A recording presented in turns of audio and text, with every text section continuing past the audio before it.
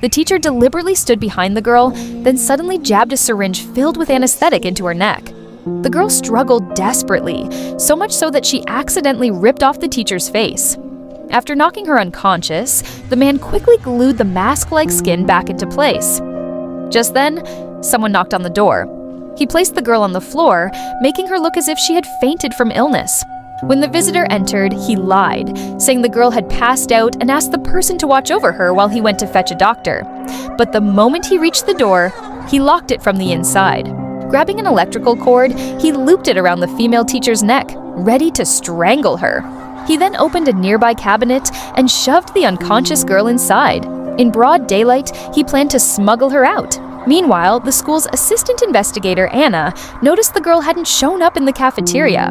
After learning she had been summoned to the teacher's office, Anna rushed there with the principal. The school had a strict rule forbidding teachers from being alone with students. But when they arrived, no one answered the door.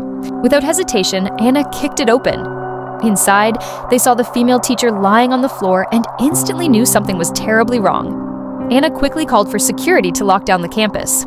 What she didn't know was that the kidnapper had already fled. To cover his tracks, he hid the girl inside a computer cabinet and carried her straight into his car.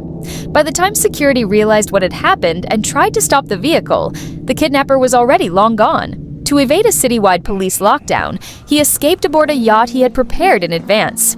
But he wasn't after ransom or lust. Instead, right after the crime, he personally called a well-known local police officer. The officer, realizing it was the kidnapper, immediately began recording their conversation. Yet the man made no outrageous demands. Instead, he claimed he wanted to give the officer a gift. He told him to check his mailbox. Sure enough, the officer found the girl's shoes inside. The kidnapper's true intention was to stir up publicity through the officer. This was the first time the cop had ever dealt with such an arrogant criminal. The officer replayed the recording again and again, but the kidnapper had used voice-altering software. There were no traces to pick up. He then brought the shoes to the girl's home. Her father was a congressman.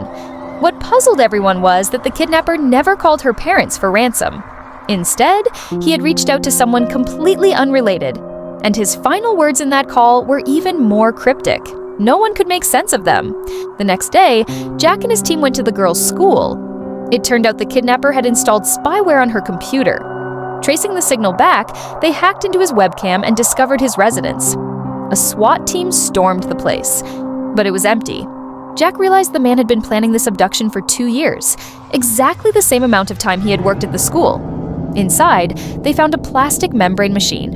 Whoever placed a hand on it would get a thin film coating